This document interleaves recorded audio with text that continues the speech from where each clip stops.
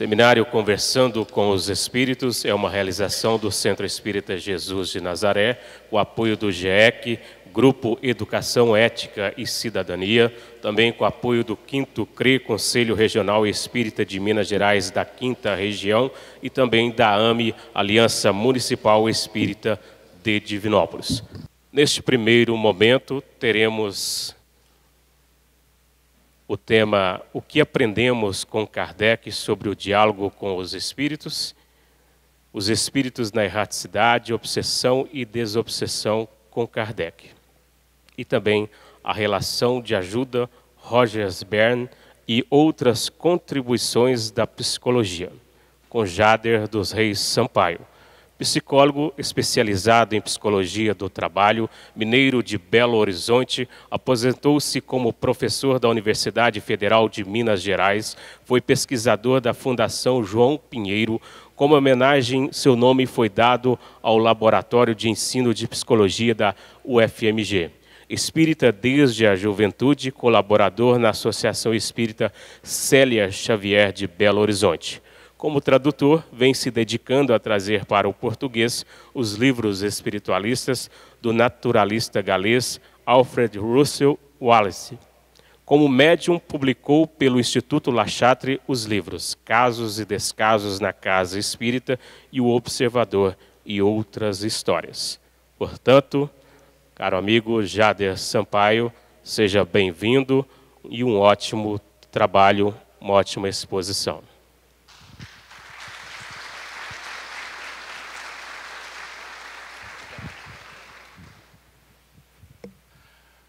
Bom dia a todos.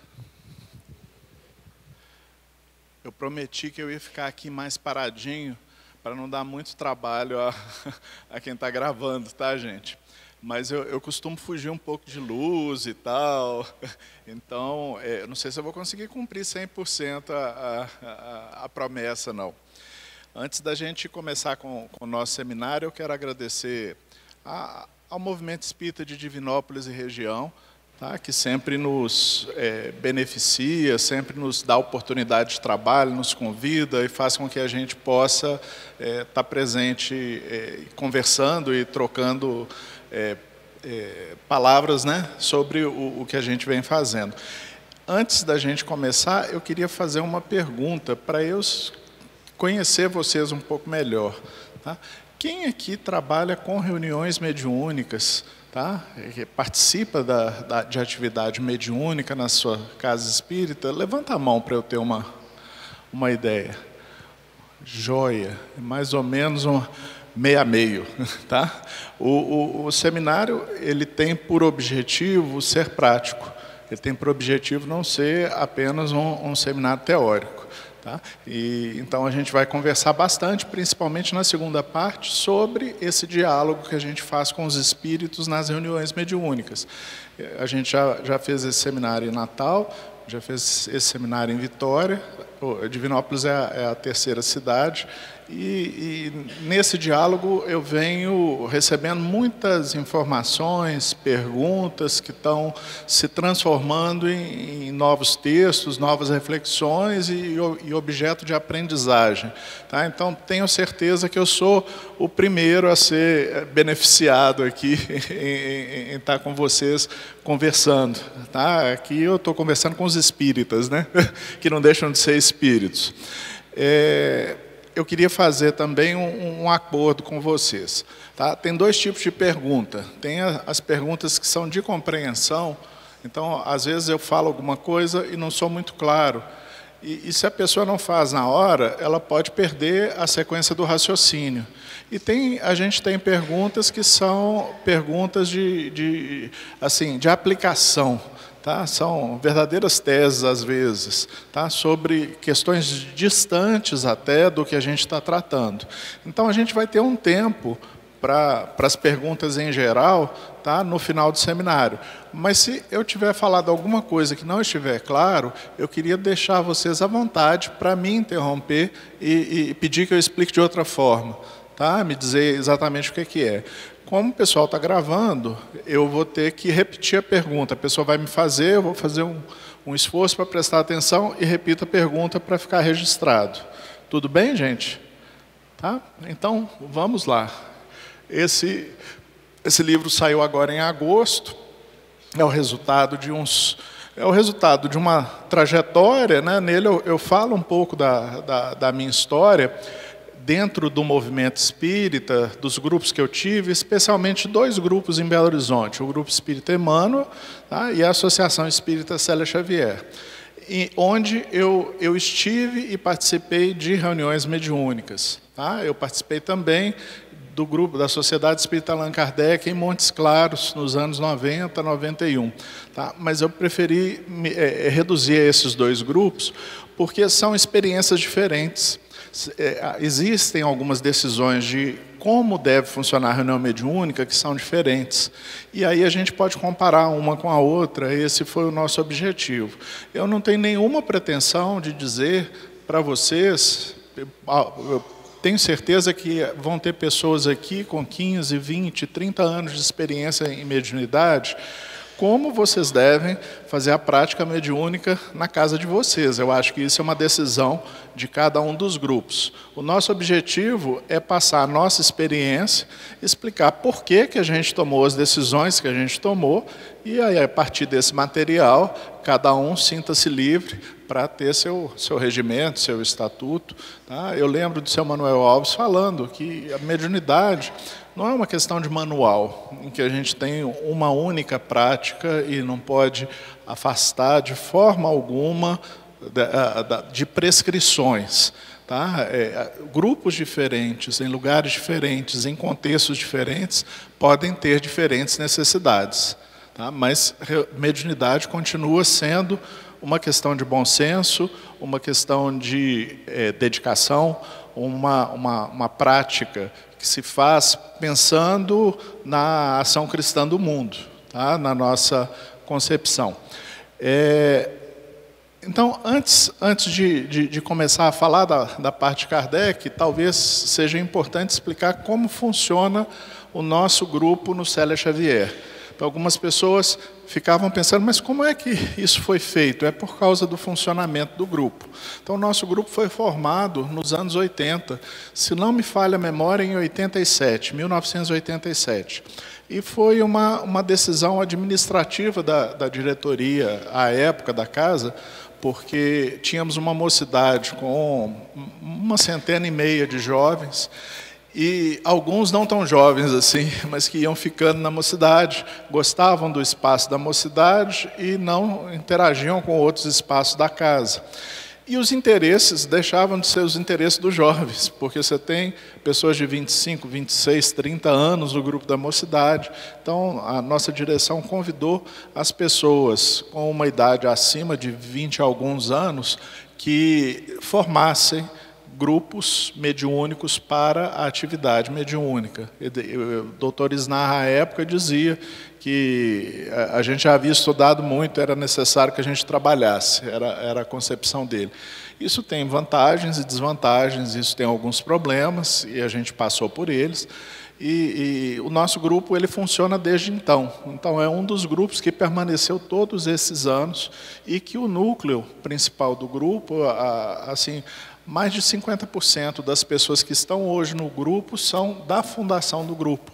Então, de alguma forma, ele acertou em colocar junto um grupo de pessoas afins. E a afinidade, confiança, é algo muito importante para o funcionamento de uma reunião mediúnica. E no Célia Xavier, como a gente tem um número relativamente grande de reuniões, a gente não tem uma mesa como essa, ao redor da qual se assentam os médiuns. Nós temos cadeiras, aquelas cadeiras tipo estilo universitário, tá? que você pode escrever sobre o braço da cadeira, né? Tem um apoio para se escrever. E a gente, no Célia Xavier, tem uma parte inicial, que é sempre uma parte de estudos. Nós fazemos uma prece ao início da reunião, fazemos um estudo. Nossos estudos são sempre sobre livros espíritas que tratam de alguma forma da mediunidade. Então, nós já estudamos a codificação, a bem dizer, as obras básicas de Allan Kardec, tá? Nós estudamos o livro A Obsessão de Allan Kardec, nós já estudamos os principais livros de André Luiz que tratam do trabalho, estamos estudando os livros de Manuel Filomeno de Miranda em ordem, estudamos durante muito tempo Ivone Pereira, estudamos um companheiro nosso da casa que veio do Pará e passou pela Federação Espírita Brasileira, tá? Me escapou agora o nome dele, mas trata-se de um livro que ele tem sobre a prática da mediunidade, publicado pela Federação Espírita Brasileira. Estudamos muito os textos de Divaldo Franco, de Raul Teixeira. Tá? Essa tem sido mais ou menos a nossa trajetória ao longo dos anos. Então, nós já devemos ter estudado assim, uns 50 livros diferentes sobre mediunidade. Na parte de estudos, nós sempre dividimos o livro em pedaços menores e cada dia um dos membros da reunião prepara a leitura para poder explicar para os demais.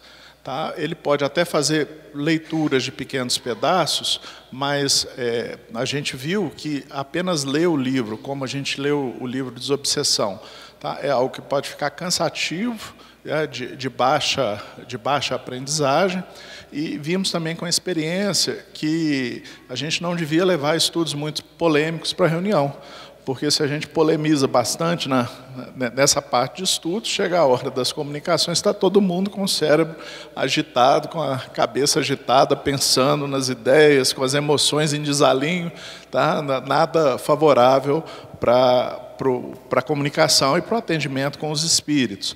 Então, a pessoa faz uma síntese, nós podemos fazer alguns comentários, mas nós mesmos vou dizer aqui, entre aspas, nos policiamos para poder manter o ambiente da reunião. Antes a gente fazia uma leitura, geralmente do Evangelho segundo o Espiritismo, de 5 minutos, na passagem da parte de estudos para a parte mediúnica. Mas como nós tivemos problemas no centro de ordem administrativa quanto ao tempo de funcionamento, então nós suprimimos e nós fazemos uma prece, tá? Para poder passar da primeira para a segunda etapa. Na segunda etapa, o grupo trabalha com um sistema de comunicações múltiplas, ou seja, 2 ou 3 médiuns podem se comunicar ao mesmo tempo. Tá? E os atendentes assentam-se ao lado dos médiuns. Então, como a gente tem as cadeiras, é sempre fácil a gente ter algumas cadeiras vagas. A gente nunca coloca 2 médiuns, um do lado do outro. Assenta um médium com uma pessoa que é atendente, com um passista. E se for necessário, o passista ou a pessoa que gostam de chamar de elemento de sustentação, tá? Pessoas que ficam durante a reunião vibrando pelo funcionamento da reunião, ela se levanta para o atendente assentar do lado do médium e conversar. Os médiuns dão comunicação em voz baixa, tá? Não é comum gritos, embora haja alterações emocionais próprias do contato com espíritos que estão em estado emocional perturbado. Tá? Os médiuns se comunicam em voz baixa, não sussurrando, mas assim, num nível em que um grupo, uma dupla que está conversando, não atrapalha a outra dupla que está conversando. O dirigente, ele fica totalmente consciente na reunião, às vezes de pé, tá? Para o caso de ser necessário ele se deslocar e pedir a alguém para poder atender a um espírito que está se comunicando. Tá? Essencialmente é isso. Nós utilizamos o passe com dois objetivos apenas. Há médiuns que a gente sabe que são médiuns ostensivos e que podem estar tendo alguma dificuldade de concentração, por exemplo. Então, usamos o passe para indução das comunicações nesse médium, mas ninguém é forçado a dar comunicação alguma no nosso grupo. Já passamos sessões cuja parte mediúnica ficou silenciosa do começo até o fim, e não houve nenhuma comunicação. Nenhum médium se sente pressionado a dar comunicações ou a perceber os espíritos. Há dias que os médiuns percebem, há dias que são muitas comunicações simultâneas e dias que são mais tranquilos, mais sossegados. Tá? E a gente utiliza o passe também para a recuperação de médiuns que, após a comunicação, ainda sintam algum mal-estar em decorrência do contato com os espíritos.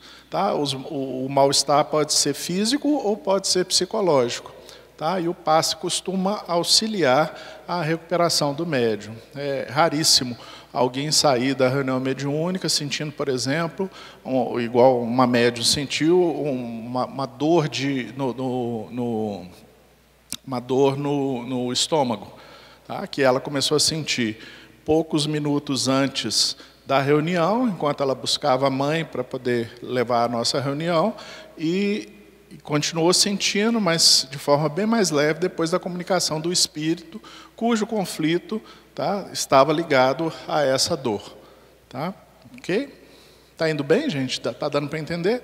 Bom, aí fazemos uma prece, encerramos a parte mediúnica e a gente tem o que a gente chama de terceira parte, que a falta de um nome melhor ficou assim, a terceira parte, tá? Que é quando, como a gente tem comunicações simultâneas, então nós precisamos saber e entender o que aconteceu ao longo das comunicações, porque em sã consciência a gente consegue acompanhar uma só.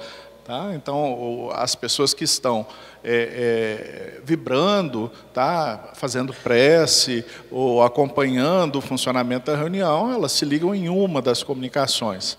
E é a oportunidade que a gente tem, nós que atendemos, tá? Antigamente se falava em doutrinação, a palavra já praticamente caiu em desuso no meio espírita, hoje se fala em dialogador, esclarecedor, a gente usa o termo atendimento, desde que a gente se entenda, para mim qualquer dos termos está válido. Doutrinação é que é uma palavra meio infeliz, porque significa instruir em doutrina, e isso é só um pedaço do que um atendente faz quando conversa com os espíritos. E costuma, às vezes, significar instruir em doutrina até de forma incisiva. Tá? E esse absolutamente não é o objetivo nosso em uma reunião mediúnica. Está indo bem? Então, na terceira parte, o médium pode nos falar coisas que ele percebeu e que ele não comunicou. O atendente pode falar das dificuldades que ele teve no diálogo com os espíritos. E as outras pessoas podem falar, dar sugestões para o atendente, podem perguntar coisas para o médium e tornar os atendimentos mais claros, mais compreensíveis. Tá? E pode haver também o relato de pessoas que perceberam imagens, ideias, ouviram sons ao longo da reunião, mas como foi uma coisa isolada, elas não falaram. E aí, às vezes, o que um percebe e não falou, o que o outro percebe e não falou é a mesma coisa, tá? Ou fazem parte de uma explicação melhor dos fenômenos que aconteceram à noite conosco. Tá? E das histórias dos espíritos costuma somar. Tá? Então, essa terceira parte para nós é muito valiosa e acho que, se a gente não a tivesse, esse livro não estaria escrito. Então, eu queria compartilhar com vocês um pouco dessa nossa experiência. Eu faço parte de uma linha de pensamento, tá? Que tem muitas pessoas na cidade de Campinas, no interior de São Paulo, que eles falam em valorizar Kardec. E considero muito importante, sim, que a gente valorize e conheça Allan Kardec.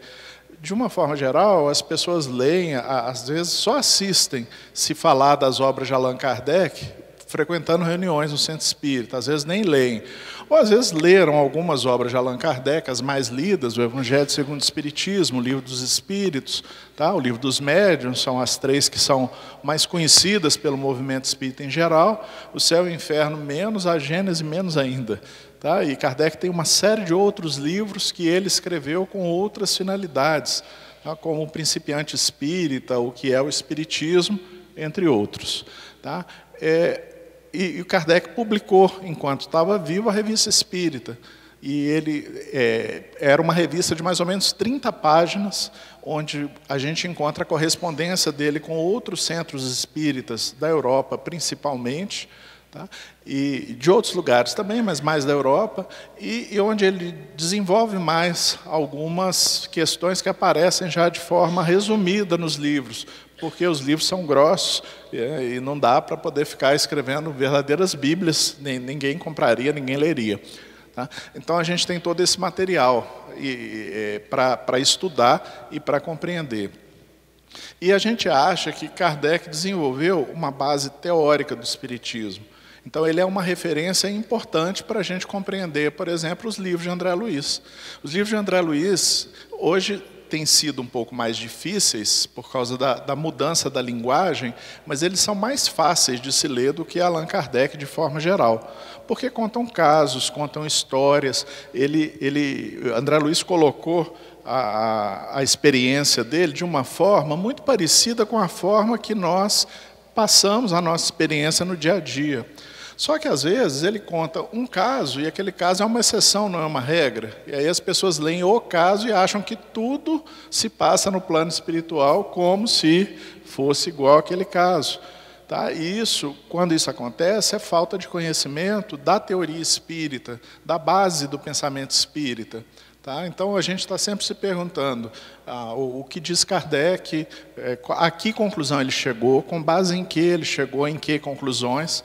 Tá? E isso nos ajuda a entender a obra de André Luiz, a obra da mediunidade do Chico, da excelente mediunidade do Chico, da mediunidade da Ivone, tá? da mediunidade de Divaldo, com Manuel Filomeno de Miranda, entre outros médiuns, que contam situações do plano espiritual, né?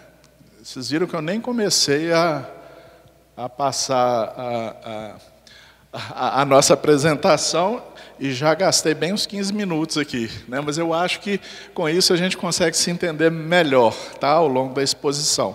Então, o que a gente aprendeu com Allan Kardec? Então, uma das coisas que nós aprendemos foi essa aqui. Os espíritos são pessoas com conhecimentos, personalidade, emoções, memórias, reações, sem a influência do organismo físico, tá? A não ser que eles estejam encarnados. Estou me referindo aos espíritos desencarnados, mas com atos instintivos e reflexos orgânicos que vão se desfazendo após a desencarnação. Então, essa é uma primeira questão importante, que Kardec trata ainda a partir do Livro dos Espíritos, ele já trata disso. Embora os espíritos não estejam ligados ao corpo, eles estiveram ligados na última encarnação por 20 anos, 30 anos, 80 anos, 100 anos. Cada vez a gente fica mais ligado ao corpo à medida em que a esperança de vida aumenta, não é isso? Então, algumas coisas que a gente vive todo dia, quando nós desencarnamos, é como se fosse um automatismo psicológico. A gente continua registrando, sentindo. Então, se a gente sentia fome, se alimentava ao longo de toda a reencarnação, é natural que após a desencarnação, tá, a gente continue tendo uma memória dessa sensação orgânica, embora não faça sentido nenhum falar que um espírito tenha fome e precise de comer. Tá? Isso é um automatismo psicológico. E Kardec chama atenção para essas coisas na obra dele. O que eu queria mais chamar atenção aqui é que ele trata os espíritos como pessoas. Por que isso é tão importante? Porque nós, aqui no Brasil, vimos de uma tradição religiosa, seja católica ou, mais recentemente, uma tradição evangélica, protestante, em que eles concebiam o universo com seres diferentes, as pessoas, os anjos e os demônios. Então, se a gente falava em alguém invisível que influencia as pessoas, na cabeça, na nossa tradição cultural, ou ele é um anjo ou ele é um demônio. Geralmente demônio, né, gente? Já que a gente não é coisa fácil. E qual que é a diferença em se pensar em anjos e demônios e em se pensar em pessoas, em espíritos, como pensa Allan Kardec? Bom, uma das coisas que a gente pode ver, tá, que os espíritos não são anjos nem demônios, é que os anjos seriam seres impessoais, criados por Deus, já perfeitos, para realizar determinadas missões, são verdadeiros mensageiros de Deus. Tá? Com pessoas, por mais que uma pessoa seja importante, A gente dá bom dia, boa tarde, boa noite, conversa. Não é assim que a gente estabelece o relacionamento no dia a dia? Tá? A gente tem uma relação de pessoa para pessoa. Agora, se a gente concebe a pessoa como sendo um anjo, a gente fala, nossa, é alguém que vem de Deus, é alguém muito superior a nós, é alguém que não erra, é alguém que tem um conhecimento muito superior ao nosso. Então a gente tem até medo de perguntar para os espíritos, de conversar com os espíritos, se a gente os concebe como anjos. E se a gente os concebe como demônios, a gente fala assim, nossa, seres que foram, dependendo da história, tem histórias diferentes, mas uma das histórias é que eles foram criados para ser anjos, mas se revoltaram contra Deus, tá? E fazem o mal, e enganam as pessoas, e querem o mal das pessoas. Tá? E eu não sei o que é pior, se é tratar um espírito superior como anjo, ou se é tratar um espírito em sofrimento como demônio. Tá? Como é que a igreja cuidava da influência dos demônios sobre as pessoas? Que tipo de coisa a igreja sugeria? A colega já falou ali, exorcismo. Tá? Você quer afastar o demônio da pessoa. Todo o mal está no demônio. Não tem nada na pessoa, tudo no demônio. Tá? E aí a gente usa a autoridade divina para poder afastar o demônio. Agora, imagine que vocês estivessem do outro lado. Tá? Que vocês tivessem morrido, tá? Desencarnado, como a gente bem fala no Espiritismo, e tivessem suas simpatias e antipatias, e chegando perto de uma pessoa que lhe é antipática, que lhe fez mal, que lhe fez alguma coisa com a qual você sofreu bastante, você começasse a desejar também o mal para essa pessoa. Como é que você se sentiria se fosse tratado como um demônio? Eu ficaria extremamente assim, abismado, porque aquela pessoa me fez mal. Por que é que estão me tratando assim? Não é isso que acontece? Aí a gente fala assim, obsessor. Tá? E sim, é um conceito importante, vindo da obra de Kardec, e ele fala de espíritos que têm a intenção de realizar o mal com as pessoas, tá? Com pessoas de uma forma geral, mas sempre dentro de uma perspectiva humana, não é isso? Sempre dentro de uma perspectiva de pessoa. E se a gente trata como demônio, eles vão se sentir, assim, vão achar esquisito. Eu acharia extremamente esquisito alguém me tratar com demônio, e acharia muito mais esquisito alguém me mostrar uma Bíblia e pedir para eu me afastar por causa de uma Bíblia, ou me mostrar um sinal religioso, ou me dar ordens, sendo que eu sou espírito. E aí a pessoa vem me dar ordem do plano físico para eu me afastar. Como assim? Percebem que é diferente conceber espíritos como pessoas e conceber espíritos como anjos ou demônios? Então, às vezes a gente muda os nomes, mas continua tratando os espíritos como anjos e demônios. Eu me recordo de uma companheira que apresentou um trabalho em um dos nossos eventos da LIP, e alguém muito sensato perguntou para ela, tá? Ela achava que as pessoas com as quais ela tinha contato eram extraterrestres. E ele perguntava, o que você perguntou para eles? E eu achei curiosíssima a resposta, mas como assim perguntar? São pessoas tão superiores, como é que eu vou perguntar esse tipo de coisa para eles? Eles falaram e pronto. Então a gente vê que ela, lá no fundo, está fazendo uma concepção de uma distância imensa, enorme, entre nós e espíritos que se apresentam como extraterrestres. Se alguém chegasse na porta da sua casa e dissesse que é um oficial de justiça, você não ia querer ver as credenciais? Se alguém se apresenta como policial, você não quer ver as credenciais? Tá? Então, se o espírito se apresenta de alguma forma, tá? Embora a gente não precise ficar policiando os espíritos o tempo todo, tá? É natural que a gente converse com ele, e acho que ele deve achar natural que a gente ache estranho. Uma pessoa que você não vê há muitos anos, que você viu quando criança, chega e fala assim, eu sou seu avô. E você já não se recorda mais dele. Você vai trazendo ele para dentro de casa e tal. É meu avô. Não, a gente não aceita de início. Tá? Então, esse diálogo, essa liberdade de conversa é importante, tá? Nessa relação interpessoal, entre pessoas que a mediunidade nos proporciona, no movimento espírita. Tá? Na concepção de Kardec, nós somos um ser que tem um corpo, nós somos um espírito, que é algo sem forma, é a fonte da inteligência, é o princípio inteligente, tá?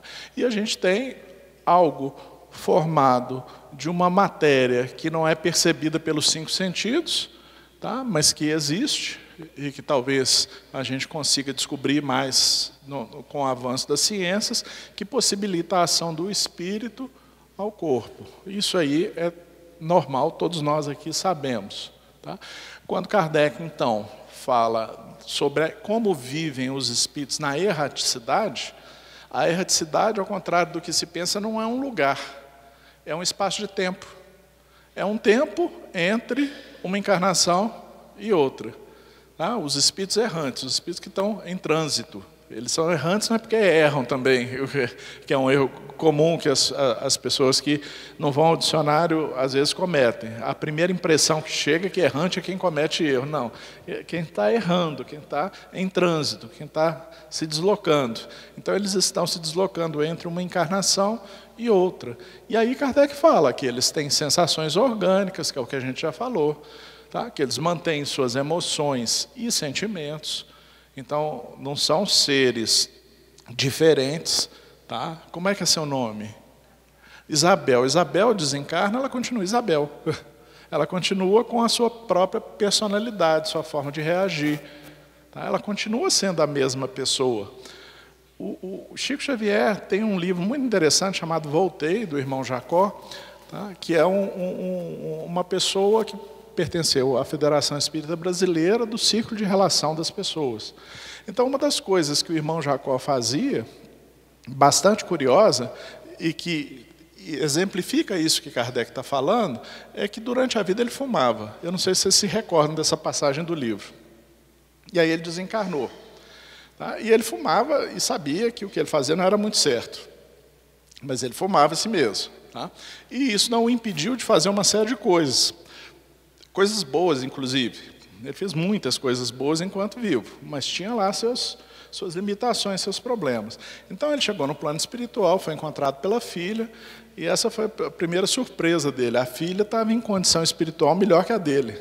Havia desencarnado antes, tá? Era uma pessoa aparentemente, emocionalmente melhor do que ele, e estava em situação melhor.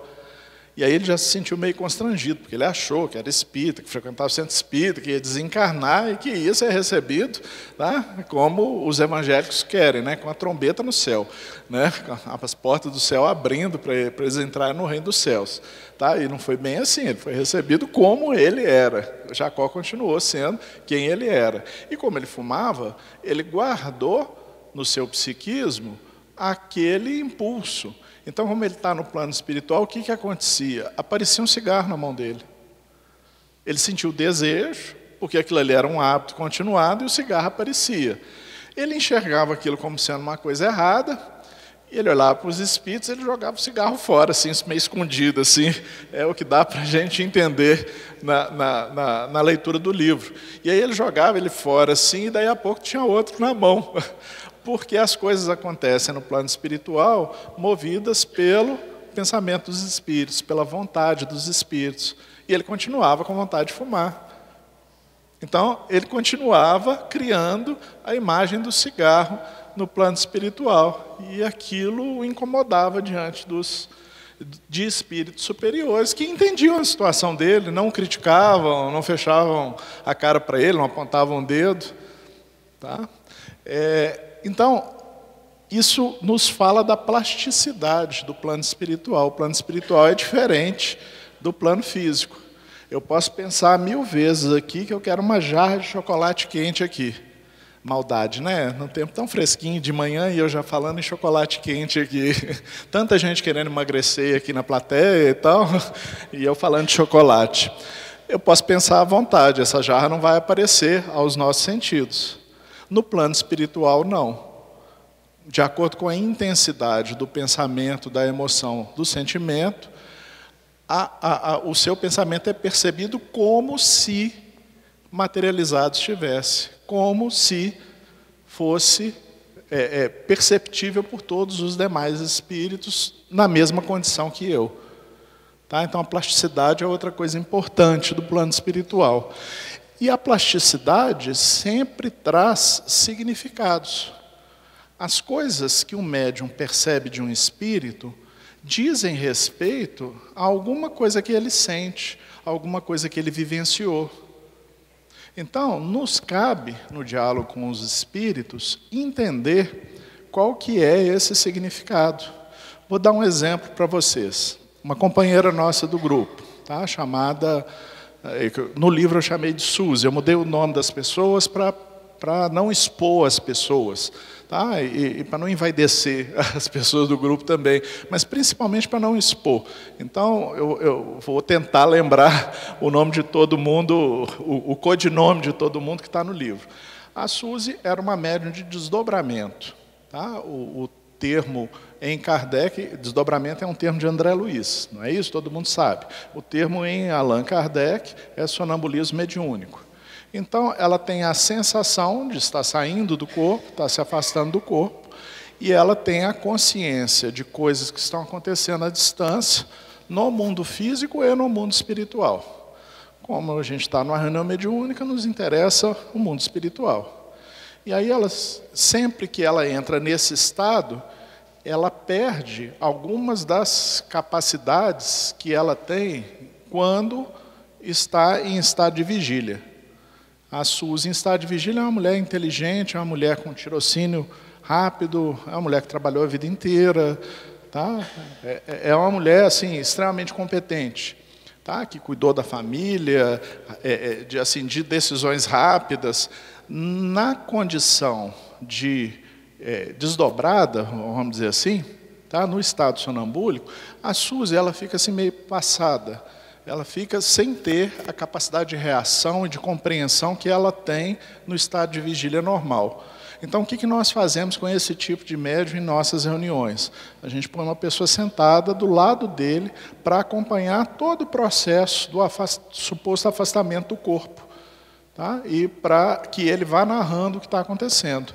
E é muito comum do plano espiritual os espíritos colocarem algum espírito em mesmo estado vibratório ou evolutivo, tá? Auxiliando ela no plano espiritual, auxiliando esse tipo de médium no plano espiritual. Então, às vezes, a pessoa que está atendendo pergunta, você está percebendo algum espírito? O que ele está te dizendo? O que ele está te orientando a fazer? Tá? Houve uma certa situação em que ela chegou num local em que ela viu que era um pântano.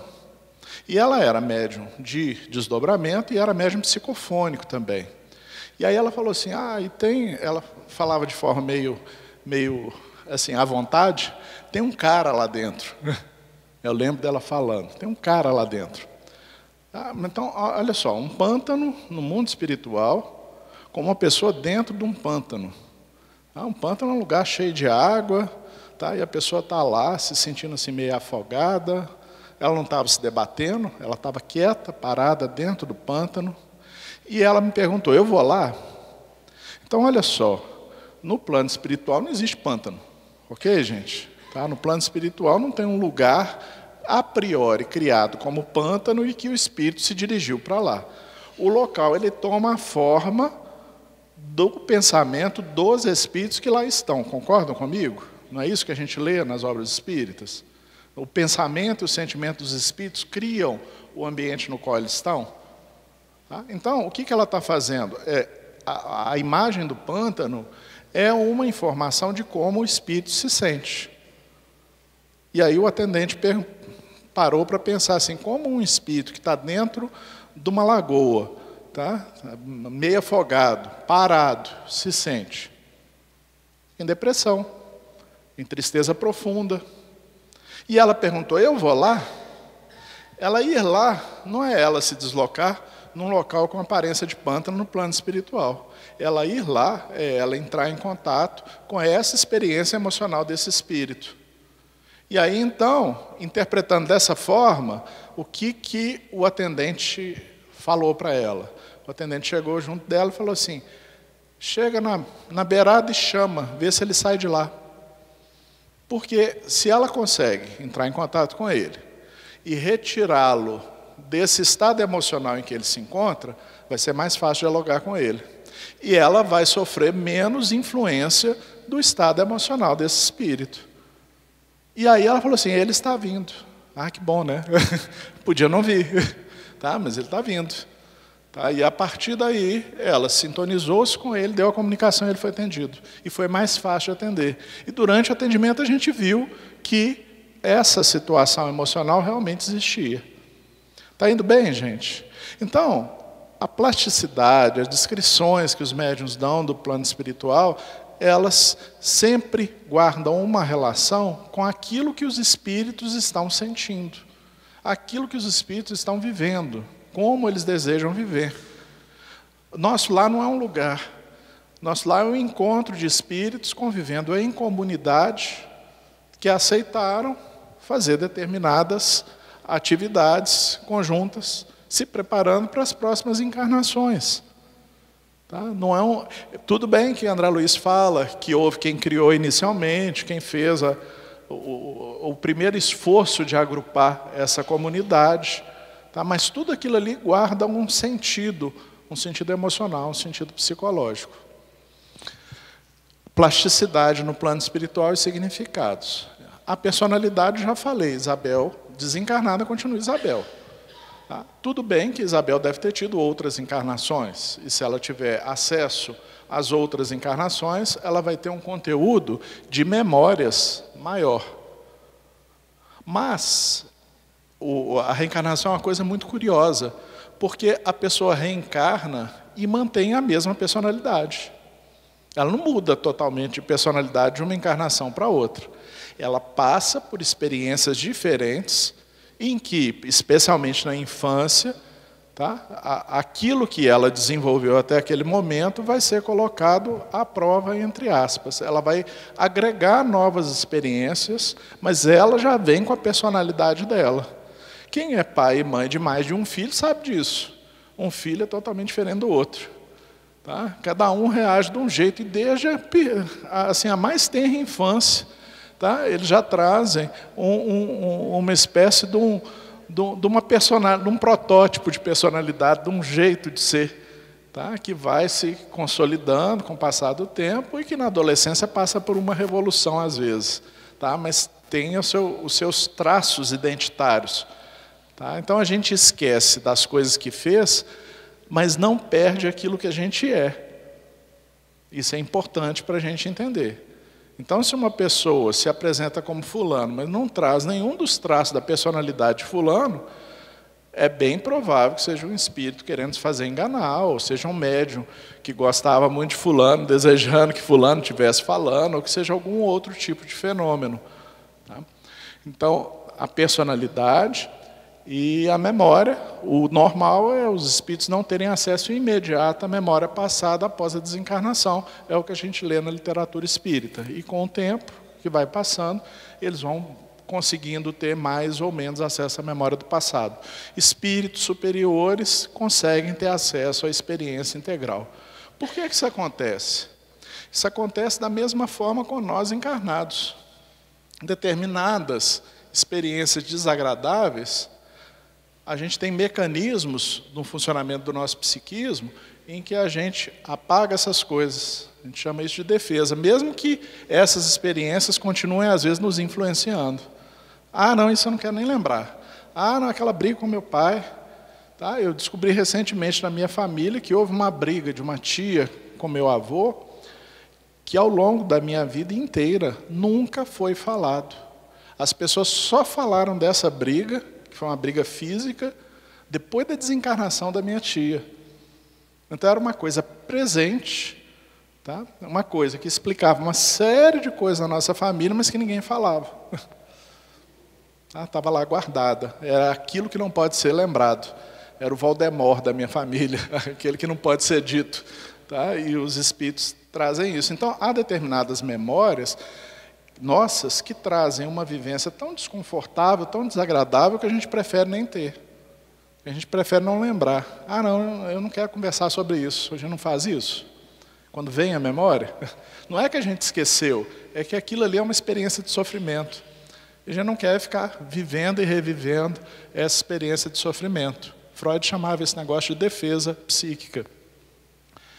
Bom, a influência dos espíritos sobre as pessoas, a obsessão e a desobsessão, em que nós encarnados às vezes nos envolvemos, tentando ajudar as relações de obsessão, Kardec tratou sobre esse tema e nesse livro aqui, ó, A Obsessão, Origens, Sintomas e Curas.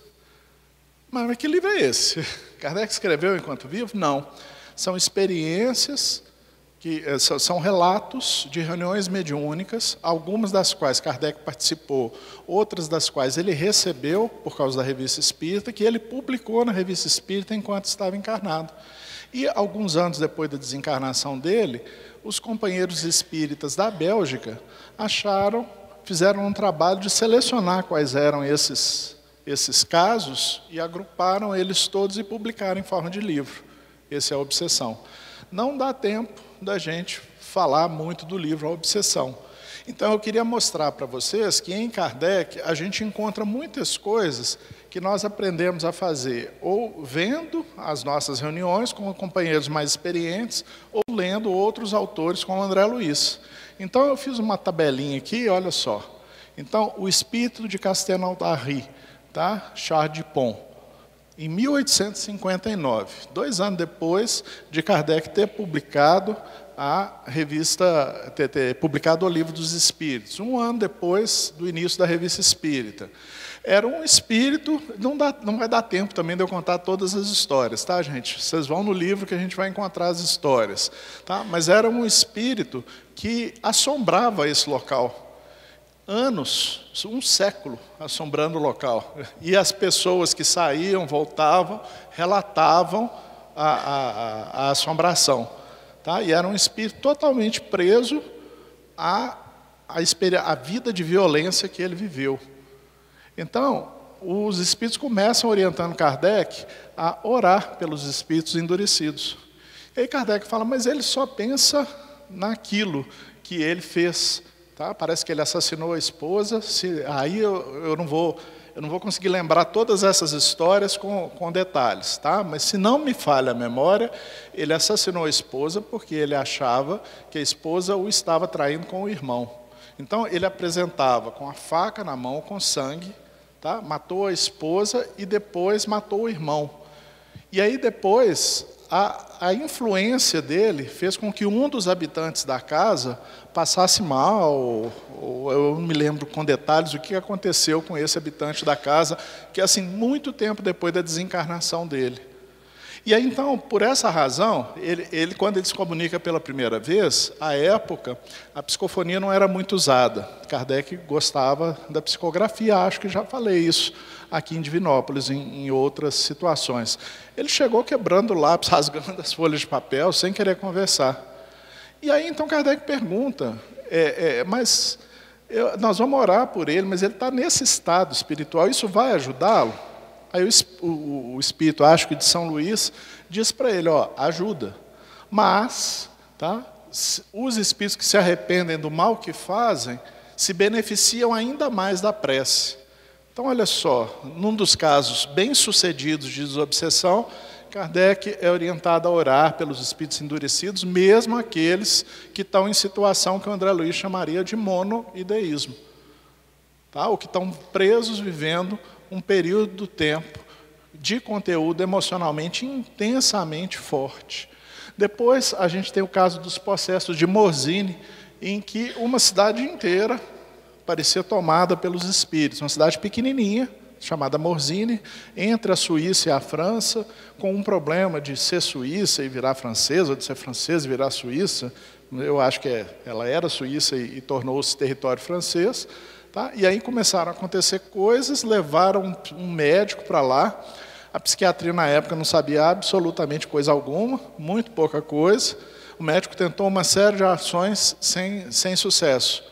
Tá? E aí Kardec foi estudar o processo. E aí então os espíritos orientaram a ele que se tratava de uma obsessão coletiva, de obsessões coletivas. Grupos de espíritos obsidiando grupos de pessoas no mesmo espaço. Aí a gente está lendo agora Dramas da Obsessão na nossa reunião, e a Ivone conta um caso bem menor, mas de obsessão coletiva também. Uma família de espíritos obsediando uma família de pessoas encarnadas em Santa Catarina. O caso aconteceu. O Drama da Obsessão é interessantíssimo, mas como quase todo mundo só lê esse livro como se fosse romance, a gente não estuda, aí a gente perde os detalhes. Tá? Tem um caso famoso da senhorita Julie, na Saboia, de 64, tá? Em que eles começam a senhorita Julie passa por uma série de problemas e por uma série de tentativas de tratamento, tanto médico quanto exorcismos e outras coisas, se não me falha a memória. Tá? Ela tinha 23 anos. Então, ali, um dos espíritos orienta que ela passe a orar pelo seu obsessor, que é a Fredegunda, acho que é a Fredegunda, se não me falha a memória. Tá? Eu não botei os dados, eu não vou conseguir recuperar os casos todos. Mas olha só, mais uma sugestão de ação pela desobsessão. E que as pessoas instruíssem o espírito obsessor. Porque o espírito obsessor era ignorante da realidade espiritual. Ele não conhecia, ele ignorava a realidade espiritual. E à medida em que se vai explicando para esse tipo de espíritos, depois de rompido a relação inicial, que é uma relação muito emocional, ele pode se beneficiar desse tipo de instrução. Tá? Agora, um outro caso que aconteceu em Marmande, da Teresa B, em 64, tá? Que já tem a figura de um magnetizador no meio da história, os espíritos vão mais à frente ainda, orientando como fazer. Eles falam assim, olha, evoquem e conversem com o obsessor. Lembra que eu falei que é quase tudo psicográfico? Tá? Será que aqui eles estão falando de um diálogo através da psicofonia? É possível, tá? Eu não me recordo com detalhes. Não evocar durante as crises, porque a Teresa teve uma crise, um momento em que o espírito obsessor, usando da mediunidade dela, tenta se comunicar e tenta colocar ela em uma situação de perturbação, tá? E aí o espírito obsessor se sentiu arrancado do local, levado à força, tá? E aí ele não queria conversar com ninguém.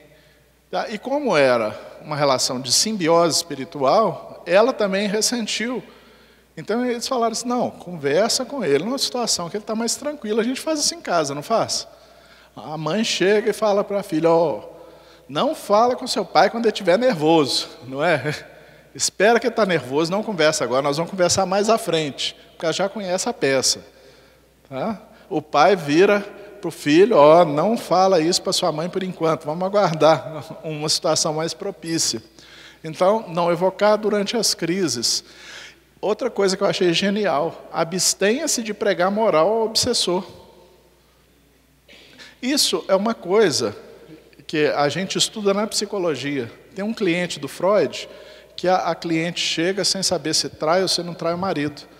E o Freud escreve lá no caso dela, olha, saber pela sociedade que trair o marido é uma coisa errada, se ela já sabe. Por que ela procura um psicólogo? Tá? A questão é de outra ordem, não é uma questão de instruir, dizer, você não deve perturbar a Teresa B. Isso ela já deve ter ouvido muitas vezes. Isso é uma coisa errada. Não foi isso que Jesus te ensinou? Eu lembro de um professor meu do curso de psicologia dizendo, meio ridicularizando um delegado que recebeu uma prostituta e começou a falar com ela sobre Maria Madalena. Naquela situação, naquele contexto da delegacia, era uma coisa completamente imprópria. Ali, naquele momento, muito improvavelmente, esse sermão que o delegado deu sobre a prostituta vai fazê-la modificar a sua conduta ou o seu comportamento. Ela vai modificar o comportamento dela a partir de uma decisão íntima, vocês concordam? Seria necessário ela ser tocada, mas é ela quem muda o comportamento. Então, muitas vezes, a gente recebe o Espírito e quer dar o sermão nele. E ele já ouviu. Então, o sermão não é um caminho bom. eu quase sempre parto do pressuposto de que o Espírito sabe o que é certo e o que é errado. Quando ele não sabe, ele conta para nós. Ele vai falar da história dele, e aí então ele vai começar a querer justificar o que ele faz e mostrar qual que é a visão de mundo que ele tem. Aí a gente pode supor que talvez ele não saiba que é errado.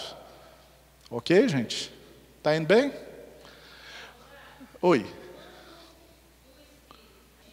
A pergunta da Giza é, quando o Espírito não sabe o que é certo e o que é errado, a gente pode fazer o esclarecimento para ele? Pode. Mas escute mais. Tá? A gente precisa aprender a escutar mais o Espírito antes de tomar as decisões. Senão a gente toma uma decisão de atendimento precipitada.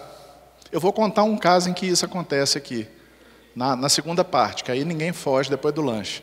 Tá? Eu vou começar a fazer propaganda da segunda parte para não esvaziar, né, gente? Se eu vou ficar aqui, vocês vão ficar aí até o final, nós vamos ficar juntos. Eu fico com o maior prazer, mas nós ficamos juntos. Isso pode ser útil, sim, a instrução pode ser útil, Giza. Tá? Mas vamos ver um pouco mais de coisas. Tá? Ela não é a nossa primeira escolha. Ok? Bom, conversar familiarmente para obter confiança. Gente, eu só tinha lido isso em Ivone Pereira. Eu lembrei do caso do Pedrinho, que eu vivo contando, está no Recordações da Mediunidade, em que a Ivone é retirada do corpo, vai até o espírito, tá? O parente dela está com sintomas de tuberculose, não tem tuberculose, o espírito desencarnou com tuberculose, e ele começa a apresentar alguns dos sintomas da doença. E quando ela chega no local, a casa do irmão é uma casa de 2 séculos passados. Aquilo é o que está sendo criado pela mente do espírito. Ele desencarnou e como era a casa, do jeito que ele desencarnou, lá ele ficou. E ela vai vezes e vezes visitá-lo e saber como é que ele está. E a gente só entende por que ela faz isso no final, quando ele consegue perceber um espírito superior. E ele faz uma proposta para ele, e aí ele vira para a Ivone e fala assim, será que eu devo? Ou seja, ela tinha conquistado a confiança do Pedrinho, que até então era um obsessor sem consciência de que estava influenciando gente encarnada, sem consciência até de onde estava. Nesse caso, se ela chegasse de cara e falasse, você desencarnou, ele ia olhar para ela e falar assim, você é doida, mulher. Que desencarnei? Isso aqui é minha casa. Ah lá, as coisas que eu estou plantando. Ok? Então, nesse caso, ganhar confiança foi muito mais importante do que explicar ou orientar. Se explicasse, conhecer racionalmente, resolvesse os problemas, não tinha médico fazendo uso de cigarro, concorda? Médico nenhum ia encher a cara. Médico nenhum ia comer determinados tipos de comida que fazem mal, que ele sabe que faz mal. Tá? Então, não basta o conhecimento racional. Tá? É preciso ter algo mais, uma espécie de consciência, uma espécie de compromisso, uma espécie de confiança de que pode fazer, para a gente poder mudar o comportamento. Tá? Não existiria mulher obesa no mundo, né? Todas querem emagrecer. Agora, entre querer emagrecer e fazer as coisas que precisa fazer para emagrecer, tá? Vai uma distância boa, não é? Parar de comer, diminuir a comida, fazer exercício. A gente sabe que precisa fazer essas coisas. Tá? Mas não basta saber para nós mudarmos de comportamento. Isso é o mesmo com os espíritos, porque eles continuam pessoas. Tá? Franqueza, usar da franqueza e da benevolência. Se eu me lembro bem, esse é o caso em que tem um espírito chamado Pequena Carita, que está orientando o grupo. Franqueza e benevolência. Vocês vão ver que isso aqui, essa franqueza, eu quero que vocês guardem aí na cabeça, porque nós vamos falar dela mais à frente, quando a gente falar dos psicólogos. Foco na libertação da menina e na melhora do obsessor. Então, olha só, foco na melhora do obsessor. O obsessor é alguém em sofrimento, o obsessor é alguém doente, o obsessor é alguém com problemas. Nós estamos lá, não porque ele é mau, nós estamos lá para poder auxiliá-lo de alguma forma. Tá? Isso é nossa base. E se isso estiver só da cabeça, da língua para fora, o obsessor percebe. Igual a gente percebe. As pessoas que dizem que gostam da gente, mas não gostam. Tá? A gente pode não perceber no começo, mas com o passar do tempo a gente percebe. Ou das pessoas que atendem a gente de forma afetada numa loja, mas você vê que não estão muito interessadas em atender a gente. É só um externo. E desse externo é que nós temos que tomar cuidado. Tá? Porque no contato com a mediunidade, os espíritos percebem o interno, a intenção. Tá? No caso de Rosa N., que é uma outra obsessão já em 65, os espíritos falam em falar com doçura, sentimento. Olha lá, da instrução de algo cognitivo, de um espírito que se comunicou diariamente para ser instruído no espiritismo ao longo de um mês. Teve um caso desse de Kardec. Tá? A doçura, a franqueza, a benevolência, a abster de pregar a moral, a gente vai vendo um avanço na técnica do atendimento espiritual, do diálogo com os espíritos. É uma coisa bem mais ampla do que aqui o que pareceria de princípio. Não é uma coisa tão fácil assim. E olha só, estão orientando Kardec para fazer na reunião mediúnica. Tem gente que justifica a falta de estudo e a falta de um entendimento crítico e mais profundo nesse tipo de tarefa, dizendo assim, não, nós estamos num pronto-socorro. Gente, isso não justifica as coisas. Você teve um acidente, tá? Teve um traumatismo crânioencefálico, quebrou o braço, vai para o pronto-socorro. Qual que você acha que é a obrigação dos médicos? Só engessar o braço, porque ele está no pronto-socorro? Ou ele tem que fazer o diagnóstico também do traumatismo crânioencefálico e te encaminhar, às vezes, para cirurgia quase que rápida e imediatamente. Então, não é porque é pronto-socorro que a gente pode fazer qualquer coisa e despachar, não. Ok? Fazer qualquer coisa e despachar vai mexer com outro tipo de atividade, não mexe com esse tipo de atividade. A gente tem que compreender e ver qual a melhor forma de atender aquele espírito que nos procura. Ok? Isso é um bom desafio para nós. É fazer melhor aquilo que a gente vem fazendo com boa vontade, sem dúvida. Com dedicação, sem dúvida. Mas se pudermos fazer melhor, vamos tentar fazer melhor. E tem esse caso aqui, que eu não tenho relatos. Então, olha só. 1, 2, 3, 4, 5, 6 casos de obsessão, que eu sugiro que vocês leiam, porque conta a história inteira. O Kardec ele faz assim, desde quando descobriram, como evoluiu, tá? Parece um médico escrevendo um caso médico, tá? Para poder comunicar para os seus colegas. Tá? Eu recomendo que todo mundo conheça essas coisas. Isso aqui é só uma vasculhada de pontos que a gente foi pensando e aprendendo com Kardec ao longo do texto. Com todo respeito, eu acho que pouquíssimas pessoas se deram a esse tipo de trabalho que a gente se deu. Tá? Porque algumas pessoas pensam, não, Kardec é antigo, Kardec é do século XIX. Tá? É como um filósofo que resolve não querer estudar Platão, ou não querer estudar Aristóteles. Não dá para entender filosofia sem passar por esses autores. Ou um psicólogo que não queira estudar Freud. Um psicanalista, para ser pior. Tá? Como é que um psicanalista... não, eu quero estudar só o recente, agora o último. Mas como é que você vai estudar o recente se você não conhece os conceitos? Tá?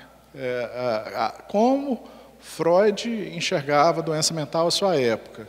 Eu preciso desses conceitos para entender como que evoluiu e como que está fazendo hoje. Eu posso até não gastar muito tempo com isso, mas eu preciso ter uma leitura básica. A base do espiritismo é Kardec. E quanto mais a gente vasculhar, mais a gente encontra. Tá? Bom, então, vamos falar também um pouquinho sobre a relação entre espírito comunicante, médium e outros membros da reunião mediúnica, que é uma coisa, que às vezes passa batida.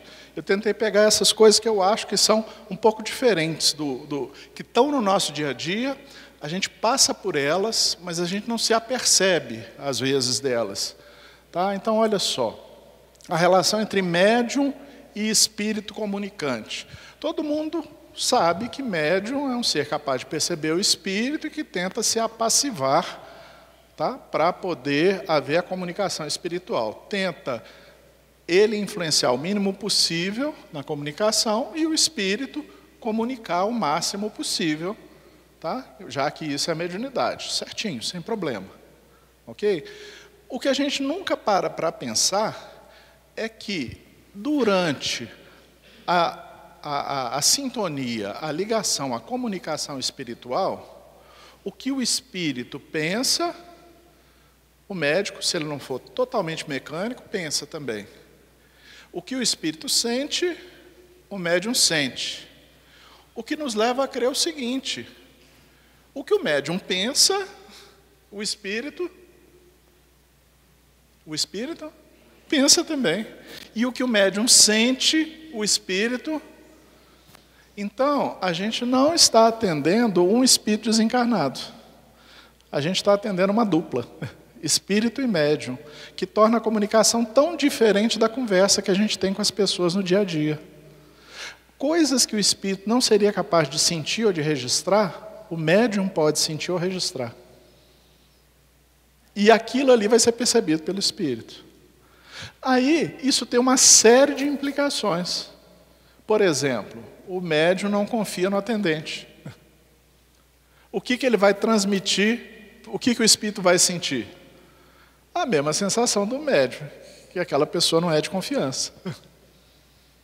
O médium fica torcendo durante a comunicação para o atendente fazer do jeito que ele quer.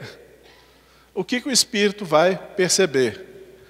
Tem um cara me falando, mas ao mesmo tempo eu sinto que ele devia estar falando outra coisa.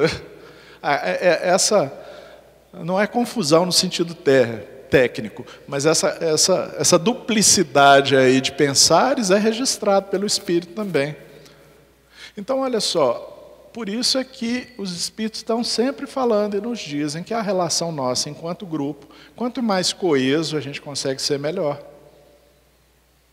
E se a gente precisa ser coeso nessa relação, a gente precisa ter clareza do que a gente sente, do que a gente confia, do que a gente não confia, e tentar da forma mais caridosa possível e conversando uns com os outros a esse respeito. As pessoas perguntam o que a gente faz com animismo. Animismo é aquela situação em que o médium acha que está dando a comunicação de um espírito, mas na verdade está falando as coisas dele próprio. Kardec não fala em animismo, ele fala em influência do médium na comunicação, no Livro dos Espíritos, não é isso? O que a gente faz com o animismo? A gente cria um ambiente em que o próprio médium, se sinta à vontade para poder dizer para a gente: estou em dúvida se minha comunicação é mediúnica ou anímica. Parece ser anímica por isso, isso, isso e isso. Eu passei isso, isso e isso durante a semana, aconteceu isso, isso e isso comigo. Não, parece ser mediúnica, porque isso é totalmente diferente, isso é estranho ao meu jeito de ser, isso aqui não passou na minha cabeça ao longo da semana inteira, como é que esse negócio surgiu? Então a gente cria a gente combate o animismo, criando um ambiente em que o próprio médium possa assumir que ele vai misturar coisas dele com as do espírito e que ele vai começar a separar uma coisa da outra. E a gente vai fazer perguntas, a gente vai tentar auxiliá-lo a ter clareza disso. E a não sentir vergonha se uma comunicação for anímica. Não é isso que o André Luiz fala nas obras dele? Para a gente tomar como uma coisa natural no processo do desenvolvimento da mediunidade. Ok? Então, olha só. Então, existe uma relação de pensamentos, sentimentos e reações entre espírito e médium. 10 minutos, sabia? Tá? É uma conexão de duas vias, essa conexão espírito-médium. Com relação ao médium e ao atendente. Tá? É necessária a confiança entre médium e atendente, a gente já conversou sobre isso aqui.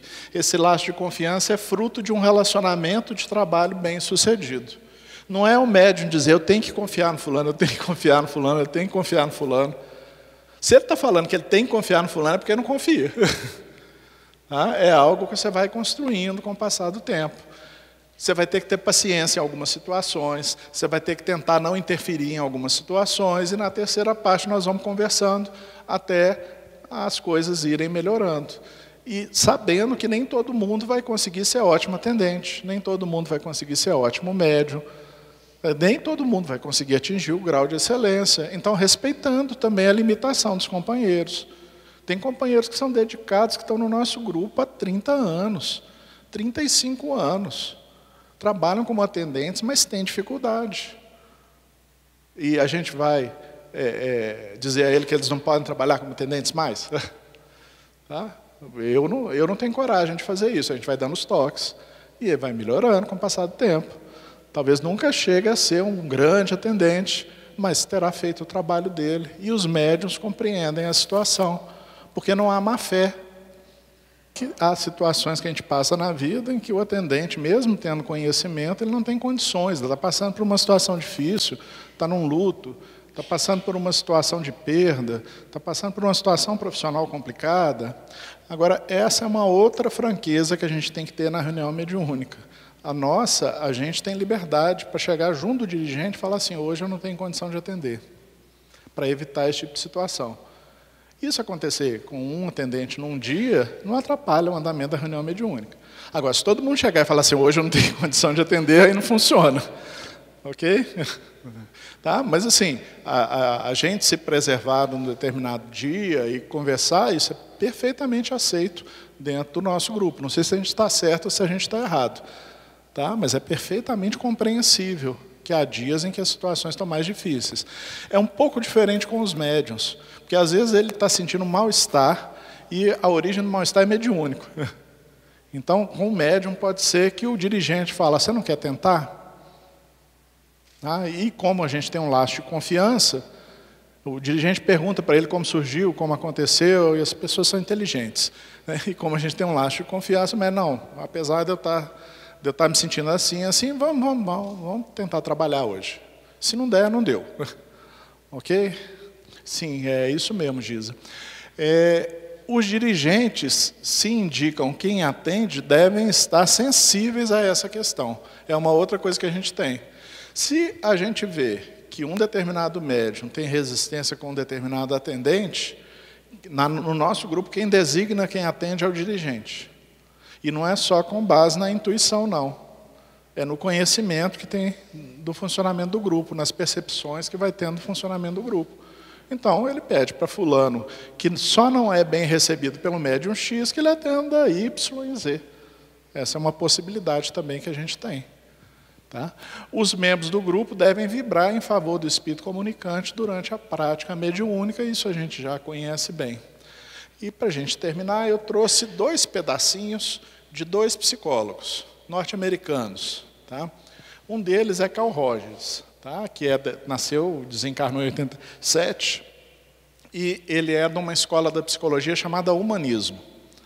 E ele desenvolveu uma técnica diferente de atendimento, que ele chama de relação de ajuda, tá?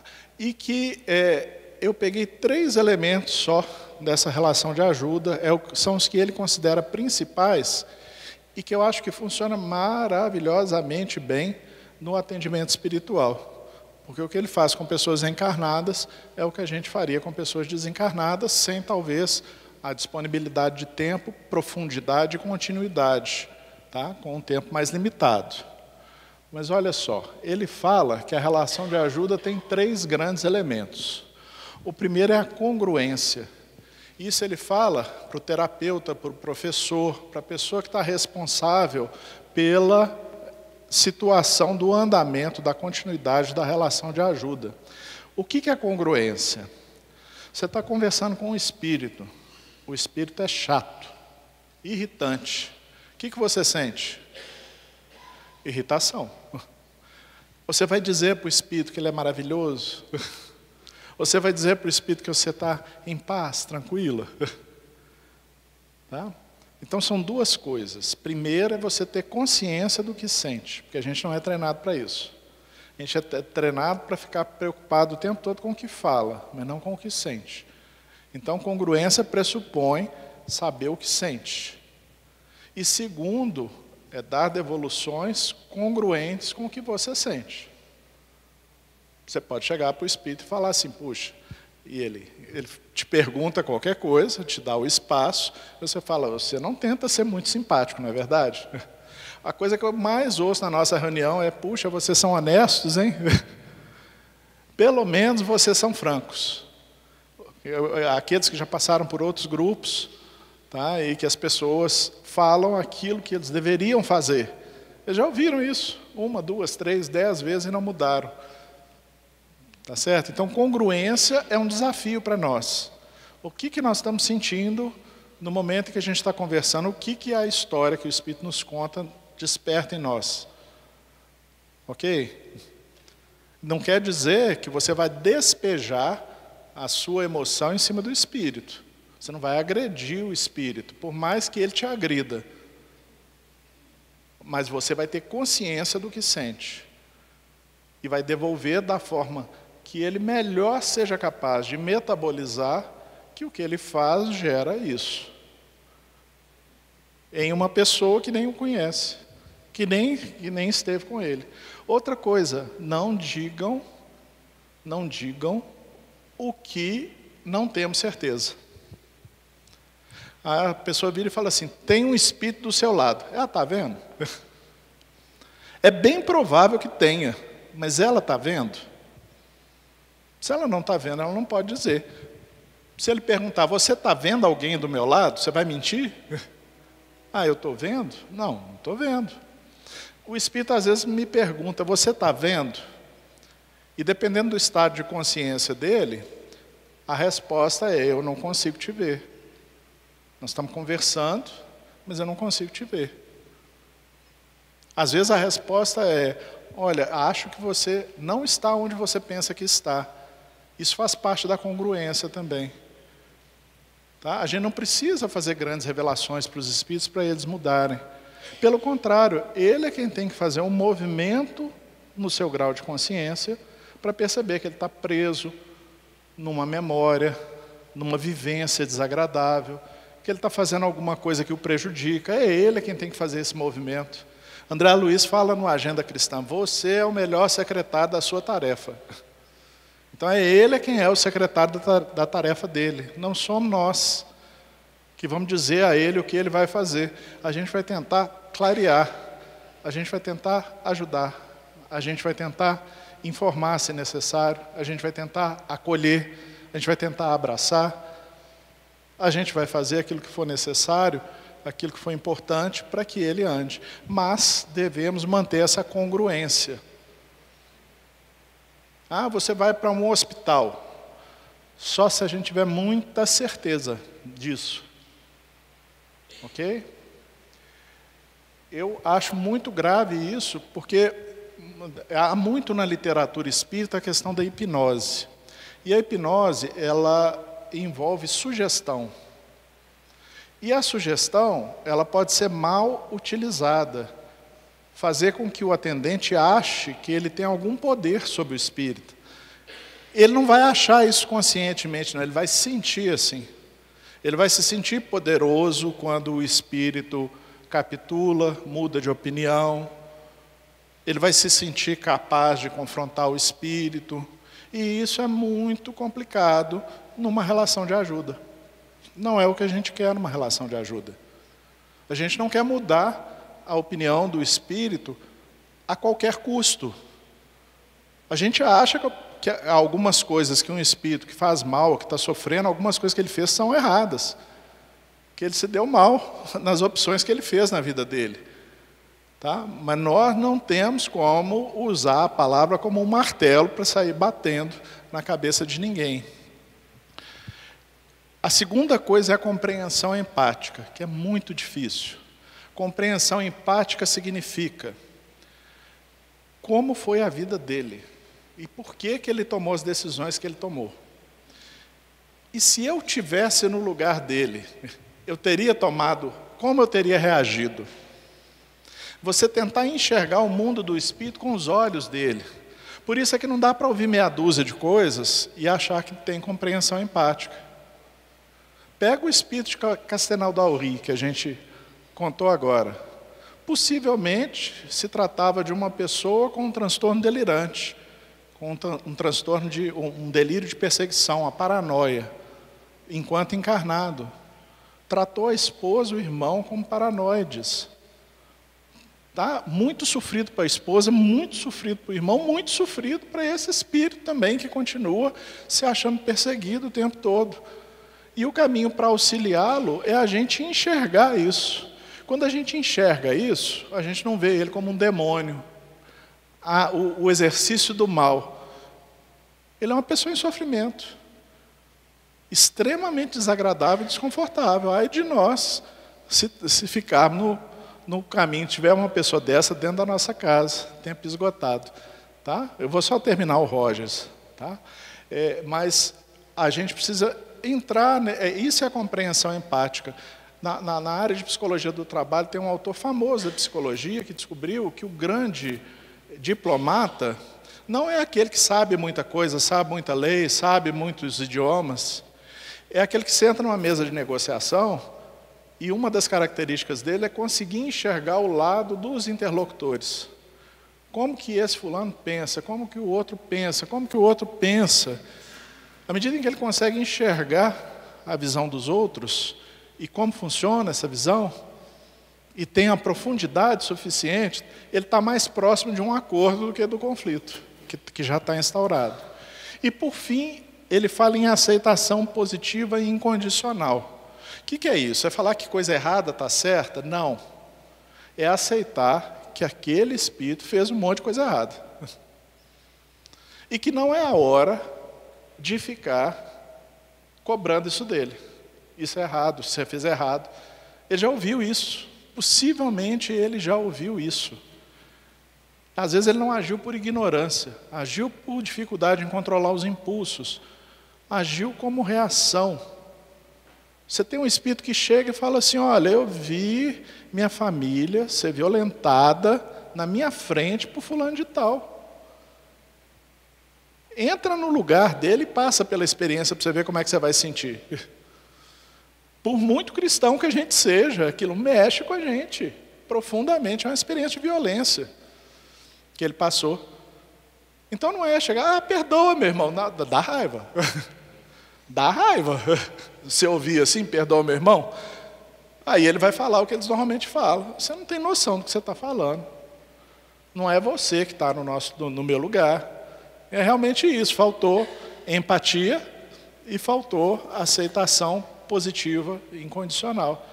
Vamos aceitar o que aconteceu na vida dele, aceitar o que ele, como ele está explicando. A única forma dele conseguir entender com um degrau acima é se ele voltar à história e conseguir narrar aquela história e estabelecer um vínculo de confiança que seja conosco, de que ele vai ser aceito, ele vai ser minimamente compreendido, ainda que a gente não concorde com ele, mas ele vai ser minimamente acolhido, respeitado nas coisas que ele fez até então. Se não tiver isso, não muda. Vai ficar a gente falando para mudar e vai ficar ele dizendo que a gente não entende ele. Ok, gente? Bom, tempo esgotado. A segunda parte eu vou falar do Eric Berne e aí nós vamos falar de situações práticas de atendimento, que é o que a Giza está doida aí esperando, certo?